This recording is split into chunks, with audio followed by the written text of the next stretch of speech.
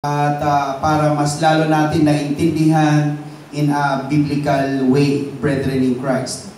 Okay, ang ating pag-aaralan, mga kapatid, the importance of Jesus Christ resurrection. Ano po ba ang kahalagahan ng pagkabuhay na maguli ng ating Panginoon? Because, again, mga kapatid, hallelujah, napakahalaga po na ating maalaala, gunitain, alalahanin ang kahalagahan ng pagkabuhay ng ating Panginoon Kristo. Kanina, maraming church ang nag-celebrate ng madaling araw, sinalubong nila yung pagsikat ng araw. Ang iba naman ay umaga, ang iba hapon, tayo naman po ay gabi. So, ibig sabihin, anywhere in the world, they are, sabihin natin, celebrating about the resurrection of our Lord Jesus Christ. Basa po tayo, mga kapatid. Sabi po ng 1 Corinthians 15:14 hanggang 15, at kung si Kristo'y hindi muling binuhay, ay walang kabuluhan nga ang aming pangangaral. Si Pablo po ang nagsasalita. Wala rin namang kabuluhan ang inyong pananampalataya, referring sa mga mananampalataya sa Korinto.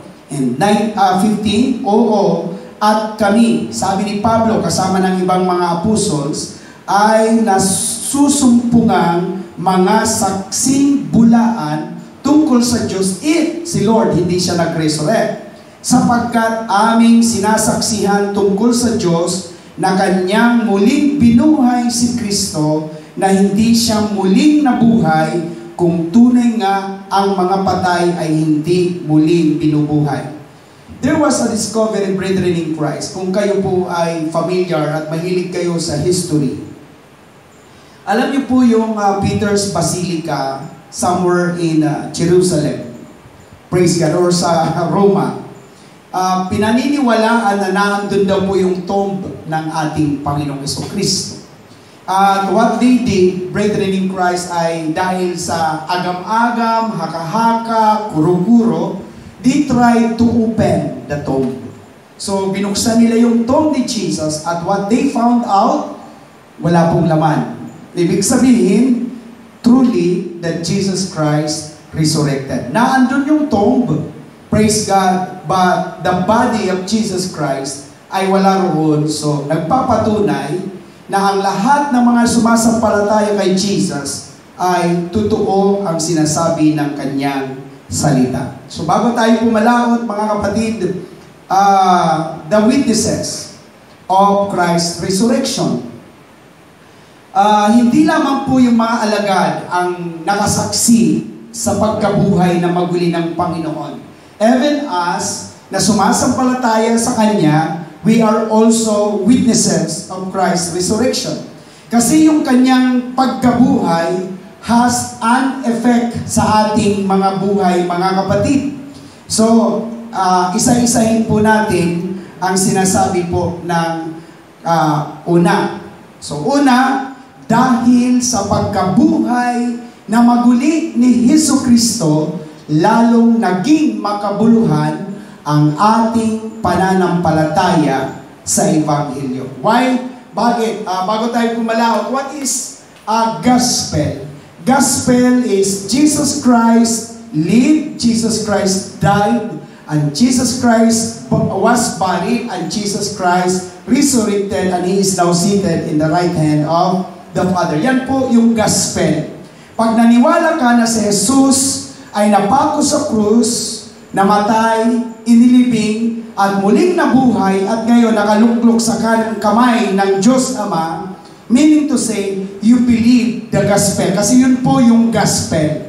Praise God. Kaya ngayon, sabi po, ang ating pananampalataya sa Ebanghelyo ay lalong naging makabuluhan because truly, Jesus Christ was resurrected. Basa tayo. Sabi po ng 1 Corinthians, binasa na po natin kanina sa Tagalog, and if Christ has not been raised, then our message means nothing, and your faith or pananampalataya means nothing. Kung si Jesus daw ay hindi nabuhay na maguli, anuman uring pananampalataya mayroon tayo, useless lang. Pero again, naging makabuluhan dahil kahit sa history, pinatunayan na si Jesus ay nabuhay na maguli. I have the book in my office, Brethren in Christ, the same time library, yung kay Josephus. Si Josephus is a Jewish historian, mga kapatid, at doon sa kanyang isinulat, sabi niya, there was Jesus na nabuhay, ipinako sa krus, at nabuhay na maguli sa loob ng 3 araw. So meaning to say, pinapatunayan sa kasaysayan na si Jesus ay nabuhay. Kaya yung pananampalataya mo, pananampalataya ko, pananampalataya nating lahat ay may kabuluhan dahil si Jesus ay muling nabuhay. Palakpakan natin ang Panginoon. So tingnan po natin, sino pa ang nakapatunay ng mga alagad? Okay, next slide. Mayroong 12 pananampalataya sa Ebanghelyo. 12 appearances of Christ Jesus Resurrection. Una, nagpakita siya kay Maria Magdalena. Yan po ang mga talata. Pangalawa, sa mga babae sa libingan. Pangatlo, ng 2 naglalakbay sa daan ng Emmaus, kasama dyan si Pedro. And number 4, 10 disipulo, asa na tayo? Na nakasarang pintuan. So kasi para naghihintay sila, nando sila sa loob ng room at bigla si Jesus tumagos sa pintuan. And then 5, 11 disipulo kasama si Thomas. Dahil doon sa 10, si Thomas ay absent. Sa 11, yan, number 5 kasama na dyan si Thomas. And then number 6, 7 disciples na nangingisda because they go back. Nawalan na sila ng pag-asa eh. Nagbumalik sila sa pangingisda. At si Jesus ay nagpakita sa kanila noon. Nag-ihaw pa nga ng tilapia. And then 11, disipulo na nasa bundok. 11 po yun. When Jesus Christ ascended to heaven, wala na kasi dyan si Judas. Patay na po si Judas. He hung himself. That's why 11 na lang. And then after that, 500 na tao pinakitaan ni Jesus, ang 500 na tao according to 1 Corinthians. And then number 10, sa mga disipulo ng nasa Jerusalem. Pag sinabing disipulo, hundreds of disciples ay pinagpakitaan ng ating Panginoon. And then 11, mga saksi sa pag-akyat ni Jesus sa langit at pinakahuli kay Pablo. Si Pablo ay sabi nga, Pablo, bakit mo ako inuusig sa daan ng Damascus? So Jesus Christ nagpakita kay Pablo. So meaning to say, throughout the scripture in the New Testament, pinatunayan na si Jesus ay nabuhay na maguli. Kaya again, ang pananampalataya natin ay may kabuluhan dahil tiyak, tumpak at totoo na si Jesus ay nabuhay na maguli. Huwag po kayo makinig sa kaibayong kapanampalataya natin sa mga Muslim. Listen carefully. Dahil ang mga Muslim, or sabihin natin ang Islam, isa sa paniniwala nila na si Jesus ay hindi nabuhay na maguli. Para mga Saduceo at Pariseo, ang paniniwala naman ng mga Saduceo at Pariseo, praise God, hindi sila naniniwala na may pagkabuhay na maguli. At ang sabi nila, ninakaw daw lang ang katawan ni Jesus sa tomb. So, nowadays, sa Google, ang dami yung mapapanood, maraming mga relihiyon na nagsasabi na tapos na ang nangyari na yan. At si Jesus, again, praise God, hindi daw po siya nabuhay na maguli. His body was stolen, at according sa ibang pananampalataya. Pero, based on the scripture, based on the Bible, walang agam-agam, walang pag-aalinlangan, walang pagdududa, si Jesus ay nabuhay na maguli. Palapakan natin ang Panginoon. Amen. Ngayon, okay na po yung aking makakapag-live na ako, Sister Joy, at makakasagot na ako sa mga tanong. Dahil kung kayo po ay subscribe po sa, by the way, kukulang na po ng 4K yung ating subscribers sa YouTube. At may mga tanong po sila doon at ating pong ina-assist yung kanilang mga katanungan. Kasi ngayon may nabasa akong tanong, sabi niya, kung taon-taon si Jesus ay pinapako, namamatay at nabubuhay, sa susunod na taon ba ipapako ba uli siya para ganyan? So, hindi naintindihan na ito ay paggunita lamang. It happened once, pero paggunita lang na si Jesus ay once na namatay at once na nabuhay na maguli. Amen? Amen po ba? Amen. Praise God. Huwag kayong mag-alala dahil bumili ho kami ng ilang kilong manok, Sister Joy, kasi we are expecting na marami ho tayo. Ngayon, busog tayo kasi ilan lang tayo. Hallelujah. So, ngayon pa man, God is really good. Sabi mo nga sa katabi mo, totoo na nabuhay si Jesus. Huwag kayong makikinig sa ibang ano. Kasi kung hindi nabuhay si Jesus, your faith is nothing. Pero dahil nabuhay si Jesus, makabuluhan ng ating pananampalataya. Pangalawa, tatlo lang po yan. Huwag kayong mag-alala. Sabi po dito, dahil sa pagkabuhay na maguli ni Jesucristo, lalong naging makabuluhan ang ating pangangaral ng Ebanghelyo. Kanina, na-bless ako. Alam niyo po kung saan nangangaral, mga kapatid, nasa, I don't know, parang fast food. Iwan ko kung Jollibee yun. Praise God. Nangangaral siya doon. Matapang na nangangaral. Why? Just because naintindihan niya ang pagkatawag sa atin. Kaya huwag tayong matakot. Tuloy-tuloy lang tayo mag-invite. Praise God. Si Brother Ray, suki natin yan sa Hydroleads. At kanina, nakausap ko ang sanin si Sister Melinda. Sabi ko, baka hindi lang nakarating o baka malate silang darating kasi first time nila makakarating. Isang pamilya din po sila. Kasi sabi ko nga, walang kabuluhan yung pagbibusiness natin kung hindi rin natin at the same time ibabahagi si Jesus. Kaya sabi ko mga kapatid doon sa mga trabahador natin, pag nagbigay kayo ng flyers ng Hydroleads, samahan mo ng tracts na mahal sila ng Panginoon. Amen? Kaya kailangan mga kapatid, lantad na tayo, lumantad na tayo ay Kristyano. Huwag po tayong patago-tago. Huwag mong ikahiya na born again ka. Huwag mong ikahiya na Kristyano ka. Huwag mong ikahiya na mananampalataya ka. Be proud. Bakit? Kasi ang buhay mo, isang buhay na pangangaral yan sa tao. Amen? Okay, praise God. Hallelujah. Ang magsabi ka lang sa iyong kapwa, mahal ka ng Diyos, you're already preaching the gospel of the Lord. Sa kaibigan mo, kakilala mo, praise God. Ang ganda ng sinasabi, mayroon ako isang tindahan, maraming bumibili, praise God. I observe, kasi nakalagay doon, we trust God. Okay lang. Pero in-observe, bumili din ako ng Ngayon mga kapatid, nakahalos nakapila yung mga suki niya. Instead na thank you ang sinasabi, pagkatapos bumili, pagkatapos suklian, hindi thank you ang lumalabas sa bibig ng Diyos. Mahal ka ng Panginoon. So kung isang araw, 100 na customers yan, 100 na beses niyang isinare si Jesus. Are you a church?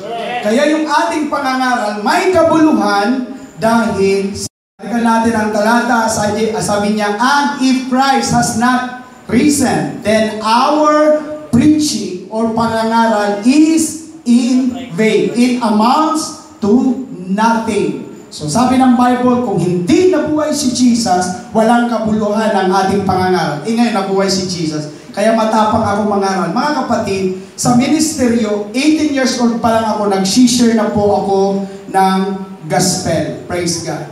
At hallelujah, dahil sa mga salita ng Diyos, natutuwa tayo dahil nung pandemic, doon tayo natuto mag-live, doon tayo natuto mag-share through online. Ngayon mga kapatid, para makikita nyo po, mayroon po akong mga 1.2, 1.9K views ng bawat video. So kahit ako po ay tulog, ang video ko ay tuloy-tuloy na nangangaral sa lahat ng mga nanunood mga kapatid. So preaching ay dapat po natin hindi tigilan. Kung halimbawa, sasakay ka ng sasakyan, bawat nakatabi mo, alam mo ba kapatid, mahal ka ng Diyos. Kaya nowadays, atin pong ugaliin ang mag-imbita. Sabi mo nga ulit sa katabi mo, mag-imbita.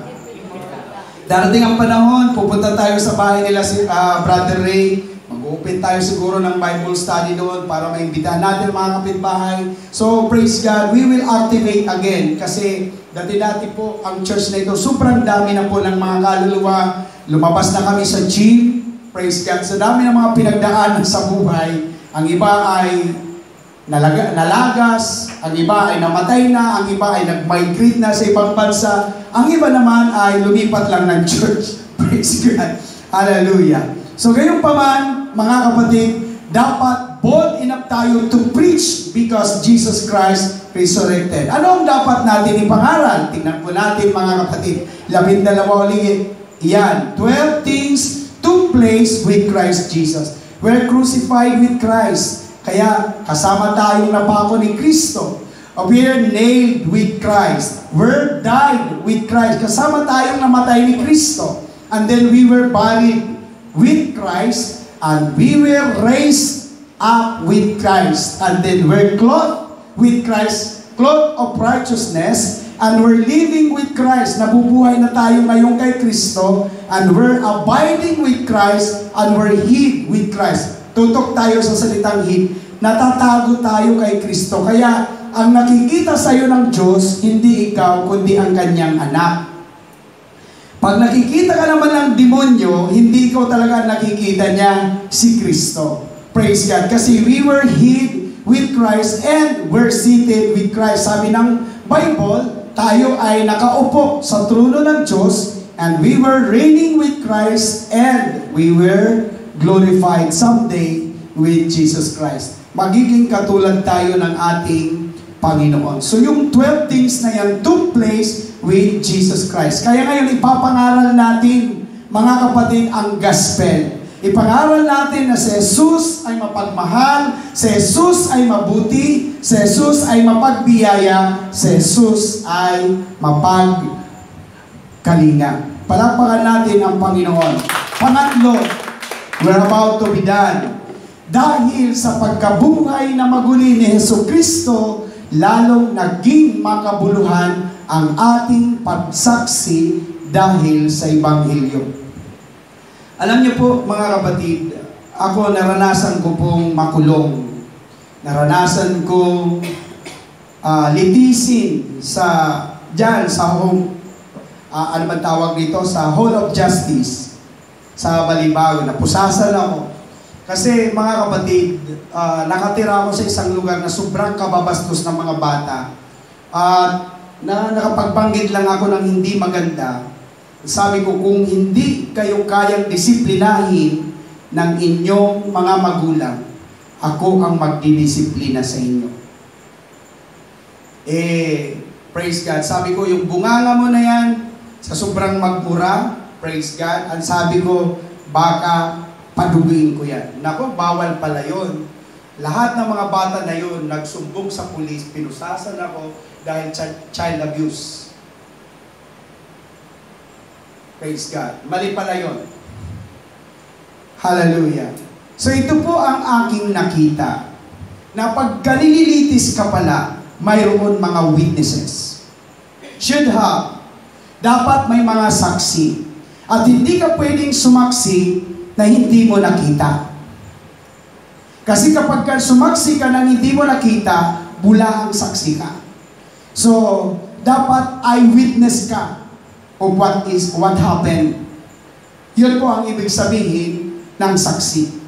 Pero sa Bible, pag pinag-uusapan natin ang salitang pagsaksi or saksi, you personally experienced. Example, mga kapatid, pwede kang sumaksi na ang Diyos ay pag-ibig dahil naranasan mo personal ang kanyang pag-ibig. Tama ba? Makakapagsaksi ka na ang Diyos ay nagbabago ng buhay dahil you personally nakaranas pagbaguhin ng ating buhay. So meaning to say, siya naririnig yung ibang mga preachers, you cannot give what you don't have. Hindi mo pwedeng ibigay ang bagay na wala sa iyo. So hindi mo rin pwedeng isaksi sa kapwa mo, sa sino pa man, ang bagay na hindi mo naranasan. Kaya tayo mga kapatid, nakakasaksi tayo na ang Diyos ay provider kasi naranasan natin na providean ang ating pangangailangan. Tama ba? Kaya nakakasaksi tayo that Jesus is healer kasi naranasan natin personally na pinagaling tayo ng Panginoon. Hallelujah! Na nasasabi natin na si Jesus ay tagapagligtas because we personally experience ng kaligtasan. Tama ba, church? Amen. Hallelujah! So meaning to say, we personally, brethren in Christ, experience of what the Lord Jesus Christ had done on the cross of Calvary so that now we can witness about the gospel of the Lord Jesus Christ. Basta tayo. Sabi ni Pablo, and we, sa mga apostles, also are found to be false witnesses or pagsaksi of God because we testify of God that He raised up Christ, whom He did not raise, if indeed the dead are not raised. So sabi ni Pablo, walang kabuluhan ang aming pagsaksi kung si Jesus hindi siya nabuhay na maguli. Kaya lang, nabuhay si Jesus, meaning may kabuluhan ang ating pagsaksi. Amen? Kaya sinasabi ko mga kapatid, hindi lamang buhay ang binabago ni Jesus, maging ang ating pamumuhay. Hindi man ngayon, praise God. Kaya nga dalangin natin, Brother Ray, darating ang panahon tayo mga milyonaryo dito sa Pampanga. Bakit? Kasi tayo ang mga anak ng Diyos. Amen? O sabi mo nga sa katabi, masasabi mo ngayon, our God is abundant God, generous God, kasi we personally experience sa pagpapala ni Lord. Amen? O sabi mo nga sa katabi mo, I like that. Minsan nangaral ako. Di ba, mahirap magbenta ng soap whitening kapag ikaw na nagbibenta, maitim. Para wala akong gawin. Malaya kayo tumawa. Huwag niyong piilin. It's hard. Tama? Nobody will believe you. Kasi nagbibenta ka, pampaputi po, effective po. Bakit sa'yo hindi umipek? Of course, pag nagbenta tayo, dapat mayroong epekto sa ating buhay. Kayo, pag nagbenta kayo ng glutathione, see to it na ikaw talaga ay dating maitim at pumuti ka, and then pag nagbenta ka, effective. Bakit? Because ikaw mismo naranasan mo ang produkto mo. Tama ba, mga kapatid? Minsan may nagbenta sa akin ng food supplement. Pastor, bili ka nito. Mahalaga yan sa katawan. Pampalusog yan. Nung makikita ko siya, parang kulang na lang na isang langaw na lang na parang hinihiga siya, payat-payat ka ako. Parang hindi effective yan. Paano mo nasabi, Pastor? Kasi sa'yo wala mang effect eh. Kasi tayo dapat ang unang matikman. Kaya sabi ng Lord, "Oh, taste the goodness of the Lord." Tikman mo raw ang kabutihan ng Diyos. Pag natikman mo ang kabutihan ng Diyos, you can now witness that God is good. Amen? You can now witness that God is a forgiving God dahil mismo naranasan mo ng pinatawad ka ng Diyos. Again, you cannot give what you don't have. You cannot testify the things that you don't experience personally. Amen? Pero hindi ko na kayo tatanungin, ang dami na nating karanasan. Kami nila, Sister Joy, pag may problema, gimpi, nagsasabay-sabay yung mga naandyan na si Judith. Tama? Sino pa ba yung kaibigan ni Judith? May kaibigan yan eh. Si Judith. Mayroon yan, nakalimutan ko lang. Pag nagsasabay-sabayan, bill ng tubig, bill ng rental, bill ng kuryente, bill ng wifi, bill, puro mga bill. Pag nagsabay-sabay, hindi mo alam kung saan ka pupunta. Praise God. Ito mga pinupuntahan mo, mga kapatid, hallelujah. Kasi hindi ka naman lalapit kung wala siya. Kaya ka lumalapit dahil alam mo mayroon siya. Kaya lang, ngayon mga kapatid, mahirap na lumapit sa tao. Hindi ka na nga napagbigyan, napahiya ka pa.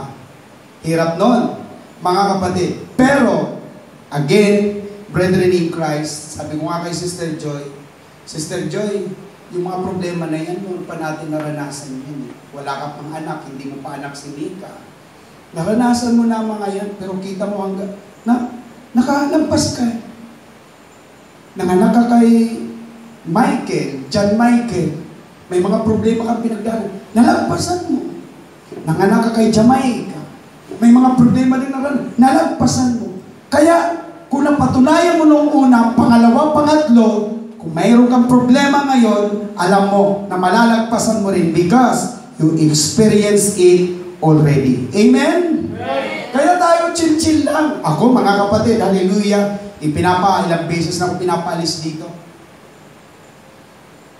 Pastor Lito, hanap na kayo ng lilipatan. Kasi meron mo 7 buwan, walang renta, Sister Joy. Umahabot ng 75,000. 65,000. O kung yun ang paparita, ano talagang iisipin mo, lumayas na lang. Pero kabira-bira, mag-provide si Lord, mababayaan ko ng one-time giving ang pera na yun. Bakit? Kasi sabi ko kay Lord, subok na kita Lord. Minsan, sinusubok mo lang yung aking pananampalataya kung hanggang saan. Church, lagi niyong tandaan. Lagi niyong tandaan, never doubt, even in a moment. Kasi minsan, naandyan na si Lord. Kumbaga, ang isang natutunan ko, tulad ng isang agila, na tinuturuan lumipad. Bibit-bitin niya ng inahin ang kanyang inakay sa pinakamataas. At pagdating sa pinakamataas, bibitawan niya. Ngayon, magsisikap ang inakay na maglipad-lipad. Siyempre, kulang pa ang kanyang pakpak. Talagang pabagsak siya ng pabagsak. Pero siguro, mga kapatid, depende sa inakay kung may pagtitiwala siya, kung may pagkatakot siya. Pero kapag malapit ng lumagpak, biglang gaganunin ng inahin ang kanyang inakay. Ganon minsan si Lord. Pakiramdam natin, down na tayo. Babagsak na tayo. Pero that's the moment that God will lead you up. He just try your faith. Kaya ngayon, patutuan natin, God is good. God is good all the time. Yan ang gusto ko. God is good all the time. Totoo yun. Natuwa nga ako sa isang kwento. Natuto ako sa mga kwento-kwento. May kasi ako magbasa. Mga kapatid. Mayroon daw nagpapahinga. Praise the Lord. Nahulog daw po yung, alam niyo po yung, ano ba yung tawag ng Brother Rocky, maitim na duhan. Nahulugan. Sabi niya, kung marunong ang Diyos, sabi niya, kaliit ng bunga, pero puno ang sinasabitan. Ngayon mga kapatid, sabi niya, kalaki-laki ng pakwan, ang liit naman ng pinagsasabitan. Kinukumpara niya, sabi niya, ang duhat, ang lalaki ng sanga. Maliit lang na bunga. Ang pakwan, kalaki-laki pero ang liit. Alam niyo po, natutulog daw po yan. At biglang nabagsakan ng duhat. Alam niyo po, ang sabi niya, salamat na lang Lord. Dahil duhat. Kasi kung nagkataon kasing laki ng pakwan, nahulog sa kanya, matutulog siya. Sabi niya, marunong ka nga Panginoon. So, tandaan po natin mga kapatid, ang Diyos, huwag nating pag-alinlanganan. Trust Him. At again, gusto ko nga, sino mahilig sa inyo mag-video, okay? There is no problem to be. God cannot solve it. There's no storm too dark. God can... Gusto ko yung kanta na yung mataas lang Brother Roque. Gusto ko yung kanta na yun. Hindi ko lang kaya. Ang ganda ng chorus, tutulay ko. If He carried the weight of the world upon His shoulder, kaya niyang buhatin anumang kabigatan na mayroon tayo. Amen? Amen. Kaya pag si Lord, halimbawa, bigat na bigat ka na, don't worry. Kasama mo, sabi nga ni Lord, hindi kita iiwan, ipababayaan. Bigat na bigat ka na, hindi mo ba alam na naandyan si Lord? Pag si Lord, ang sinabi ng Lord, halika na anak, akin na yung pasan mo, ako magpapasan, at kalong-kalong ka pa. Natandaan ko ang isang bata na may kargang-kargang panggato, nabibigatan. Ngayon, ang ginawa ng nanay, praise God, binuhat ang panggatong, at hindi lang panggatong ang binuhat.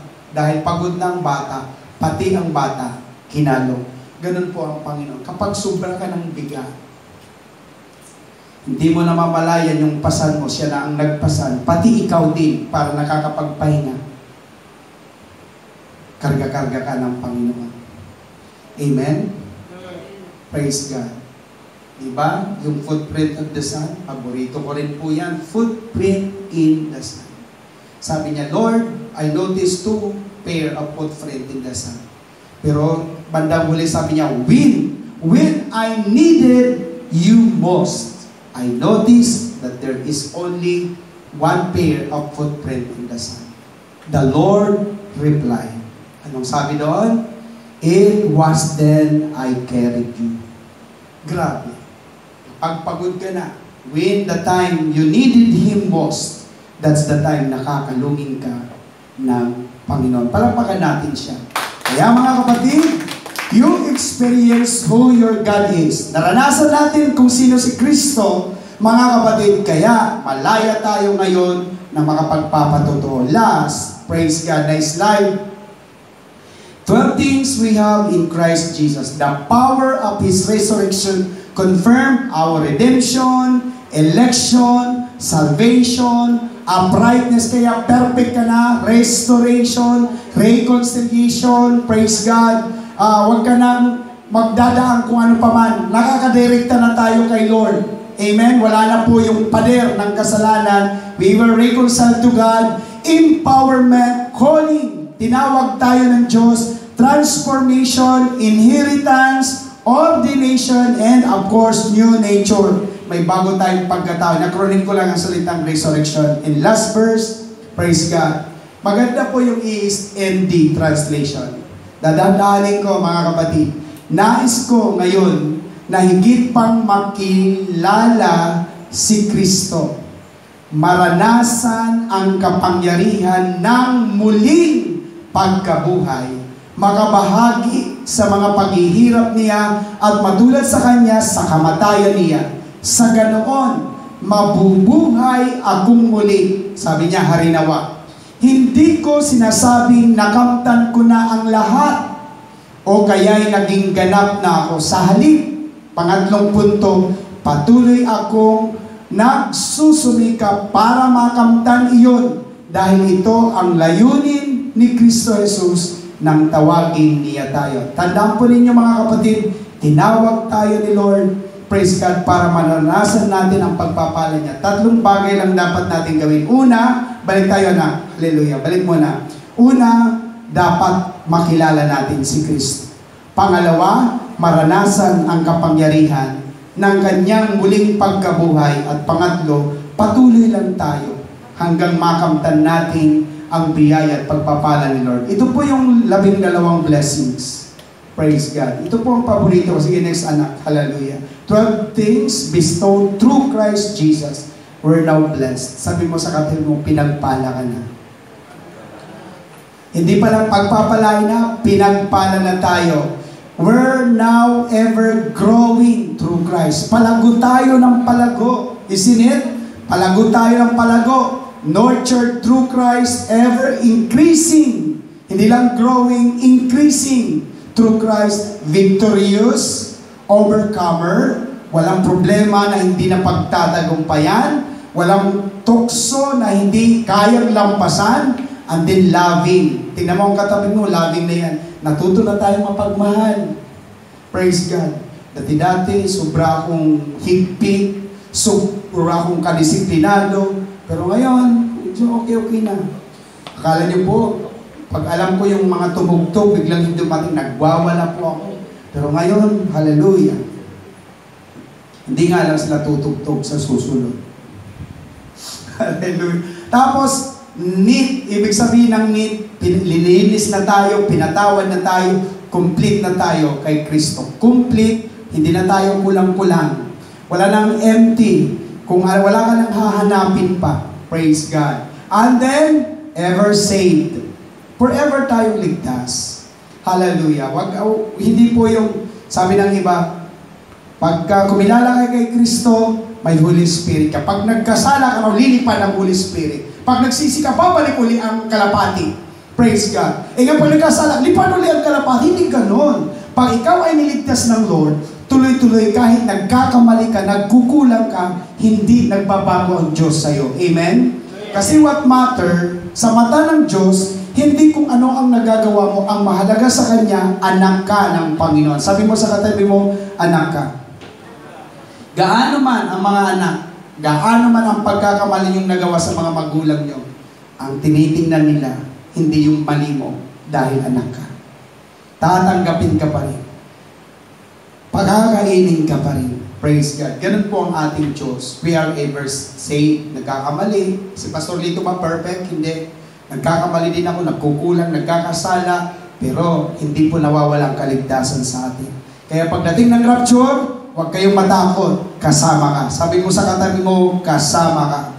Kasi baka ang iba hindi lang kapanalangin, hindi ako kasama. Kasama tayo. Huwag na kayong mag-doubt. Tinapos na ni Lord ang lahat. And last, secure through Christ Jesus. Tayo ay secure. Hallelujah. Tayo ay protected in the Lord Jesus Christ. Amen? Pasuyo nga po, Mikaela, dyan sa folder, na andyan yung exit ka dyan, anak, yung background, music background ng, exit mo na yan, X mo na yan. Ayan, punta ka sa folder, church file sa taas, pinakataas na. Mabuti na lang, nakikita ko dito.